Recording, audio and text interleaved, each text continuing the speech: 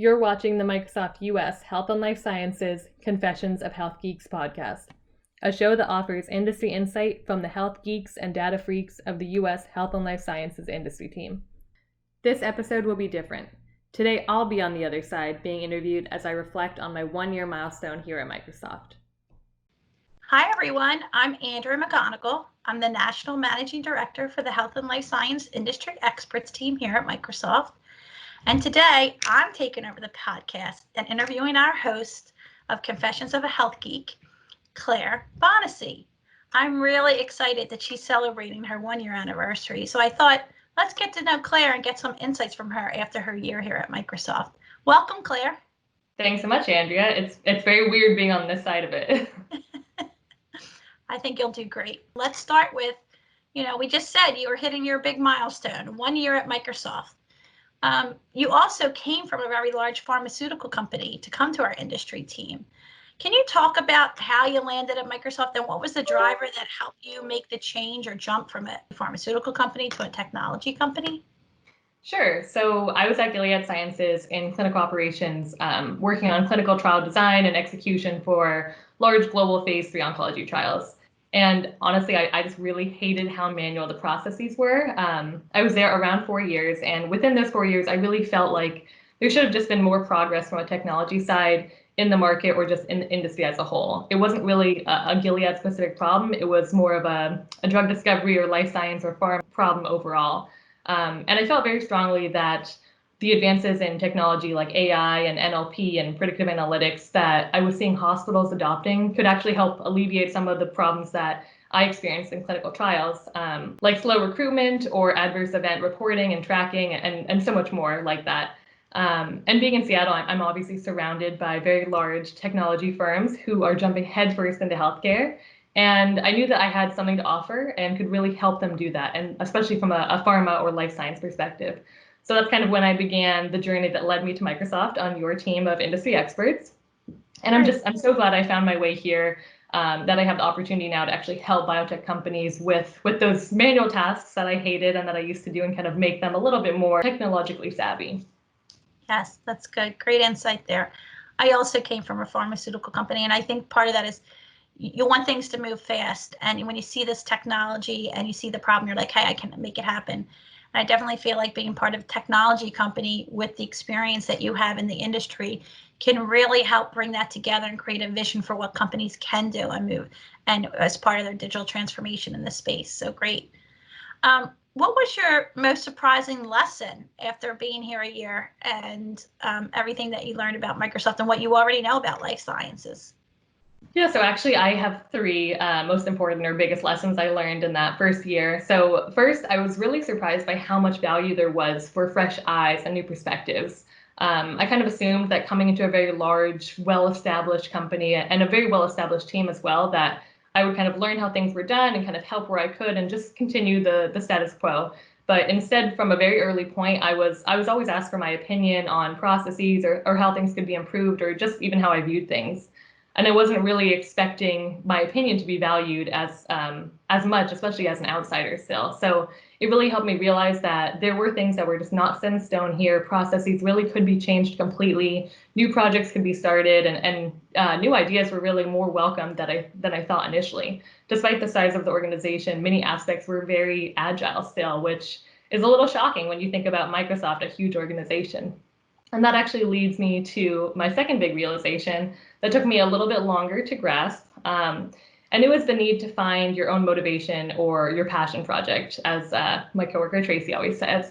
And my coworkers kind of told me very early on that one of the greatest things here is that we are very empowered to kind of pick a passion and make it a project or relate it to the business somehow. And I would always say, well, how do you do that? Or like, give me a project and I'll do it. I don't know what you mean by saying just pick something and do it. And it really wasn't until a few months in that it really clicked. So a few months in, you actually asked me if I could look into team branding and kind of the social media aspect more. And that's kind of when it started to make sense to me. As I started doing some more research, I decided that that was going to be my project. And with the help of my coworkers, I was going to create something that would hopefully become very big and impactful for the organization, which later became more of our team brand and this podcast, actually, and really anything social media related. And then the last thing that surprised me was kind of the importance and impact of your network and mentorship and kind of creating that tribe around you at Microsoft. I think people from every department were very, very generous with their time when I first started. They were always willing to mentor me, have weekly or monthly one-on-ones, give me advice, or just kind of explain acronyms to me, since that's kind of the biggest part of Microsoft. And it was shocking just how willing people were to help me grow my network and grow my skills here. And obviously, I wanted to pay it forward, so I'm always willing to talk to others, teach new hires, or just reach out to them as well now, since that's what people did for me. So it's a great cycle that I noticed, and that's just very surprising to me, given that everyone is so busy all the time. Yes, I definitely say the culture at Microsoft is very unique, but it's always been one that people are willing to help each other. You know, no matter what's going on, if you ask and reach out and say, I want to learn more, we really do embrace the learn it all culture here, and really make people feel welcome to explore and learn from others. It's a great part of being at this company. I have another question for you. As you reflect on the last 12 months, what would you tell someone who's interested in coming to Microsoft? What should they know? Why Microsoft? I think I would say that if you're interested in working here, kind of realize that these are some of the best minds in technology and the industry in general, and that you'll be working with the best and brightest, and you'll be learning from them, which is a very humbling experience to think about. And also think about what you want to do and accomplish and why. You'll have so many opportunities to showcase your passion and goals and ultimately who you are here, so you really should have a general idea of what you're trying to accomplish. And I think I'd also want people to remember to take everything in stride when pursuing a career here, or even when you first start. I think it's very easy to get caught up in the complexities of office drama that occurs at every highly complex or matrix company. But if you can always go back to the realization that you have so many opportunities to learn from the most innovative people in the technology industry here, then it all does become very worth it in the end. And it really, none of the rest matters for the most part. That's right. You got to put your head down and focus on the customers and know what's best for the customer, and good things will happen for everyone. Exactly. I think one cool fact about you, Claire, is you actually grew up on the Microsoft campus. So you want to just share a little bit about that? When you were a child, you spent a lot of time on the campus, correct? I did, yes. And my mom worked at Microsoft for around 20 years, and I was always kind of in and out around the commons and the cafeteria.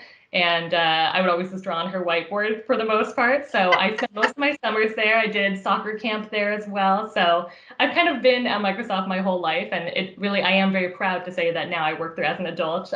Feels like I never left. That's great. That's great. And we really are excited to have you on the team. It's been a year, and I know you hit on some of the projects that you were talking about, but definitely from a social perspective. First of all, the perspective that you bring coming into the team with new ideas, it's so important for all of us to grow and learn from. And then I also think from a social perspective, the impact. You know, you came up with this idea and the branding and gave us some advice around how we should be handling that. And our thought leadership now, that best practice is shared across a team of 400 plus people. And that's how we amplify our messaging. And we can see by the metrics it's having a huge impact. So those passion projects really pay off in the long run, and appreciate all your time and insight. And I know there's only going to be more great things ahead for you. So really excited. Well, great. Thank you. It's absolutely a pleasure to have you on the team. Really excited about your future here at Microsoft. And I'm so glad you could share with us your insights after your first year here at Microsoft. Here's to many more. Thank you. Thanks so much.